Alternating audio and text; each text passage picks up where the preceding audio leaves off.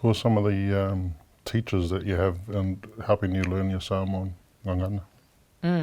So I guess my first teachers of gagana Samoa were my grandparents. So my dad's mum lived with us until she passed away just before I turned 5, and she spoke 4 languages fluently: Samoan, Fijian, English, and Hindi. And so we heard bits of those languages growing up. Although we mainly spoke English at home. And then my mum's parents lived with us as well for a time. And during the time that my grandparents were staying with us, I learnt a lot of the commands. So I learnt, how to do chores and things like that. I guess another, step in my journey of learning Samoan is that, a lot of what I've learnt has come from courses until I married into your family, and your mother has, as you know, been a really big help to me in learning the language. And, I do think it's really important to have someone who has patience. So when your mum talks to me in Samoan and I don't understand, rather than switching straight to English, she will repeat it again in Samoan in a different way. And I think one of the things that has been important for me on the journey is that because I have faced a lot of criticism for not being able to speak Samoan fluently, it's not that there was a lack of desire on my part ever to learn Samoan. It's that I felt I didn't have access to the resources, and I didn't have access to an immersive environment.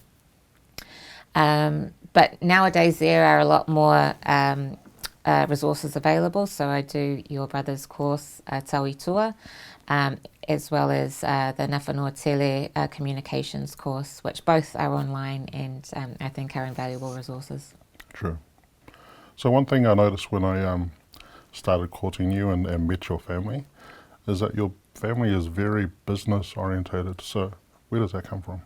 Well, I think, that has always been something that has been in our family, is that entrepreneurial spirit. So when my grandparents on my mum's side came, they worked really hard. They got a house in Grey Lynn, and they worked hard to set up all of their children with their first business. So my grandfather sold the cinemas in Papatoi to my mum and dad. So as long as I can remember, mum and dad have always had businesses, as well as my dad's salary as a teacher. So he was a teacher for many years, including 20 years at De La Salle College. And during that time, they also had a cinema, they had a travel agent, and then they went on to establish a private training establishment, which was a second chance school, second chance education school. And thousands of Māori and Pasifika students attended there to get their qualifications.